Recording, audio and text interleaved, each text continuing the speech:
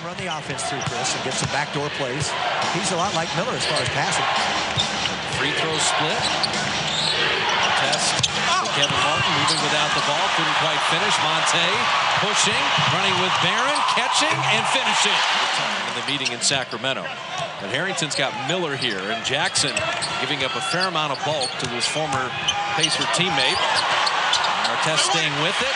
Weber with the box out and a nice rebound. That's the size that he has. Didn't have to jump. Harrington didn't want the three. Right to the rim. And games. He's averaging 24 a game.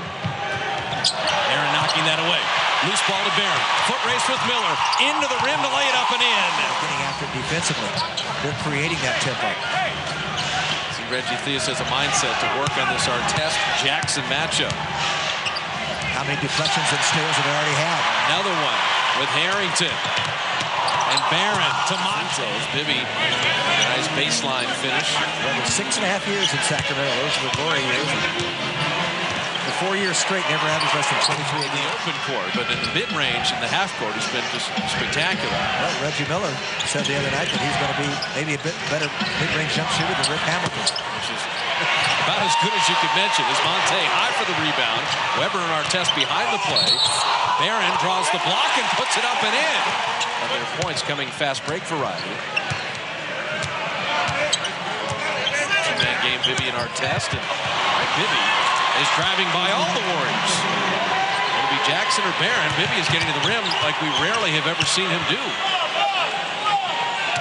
He is countering the aggressiveness of the Warriors, and it's a good time to do it. He's a smart player. Now we've seen that kid get to the rim all season long. Bibby 8, and those are 4 layups for Sacramento. This is a dangerous kid. He's doubled his career scoring average this year. Sounders. Taken away by Weber. Always had the good 9. The rest of the Kings are 2 of 9. Bibby's 5 are all layups. Jackson teeing it up, and there's the Warriors' first triple picked up really on waivers after being traded from San Antonio to Minnesota. The T-Wolves waived him. Had a good game against the Warriors last time. Jackson missing, Barron the offensive rebound. First look at Spencer Hawes and to help defense and turning his head, and that's why you've seen Bibby go backdoor several times, and it's creating their offense. Barnes, nice little baby hook over center. As well as Andres Pedro's. It's an unstoppable shot. One of your Toyota Tundra keys was control the pick and roll. You see how often Sacramento runs it. Udrich missing, Hawes inside, Barnes blocking it, but he fouled him as he hit him on the head. Approached him in a, an adult manner. These referees will listen, and I think they do a great job. Barron with that tough step back. Monte's there for the offensive rebound, and the Warriors going to try to milk it a little bit. About a 4-second differential winding down the quarter. Despite giving up all those easy baskets, their strong and aggressive defense has been pretty overwhelming tonight. Barnes off the feed from Jackson, moving nicely without the ball. I like what they've done in the first quarter because they set the tempo and they upped the ante. And yeah, the Kings scored inside, but they still only have 19 right now. Test denied at the rim.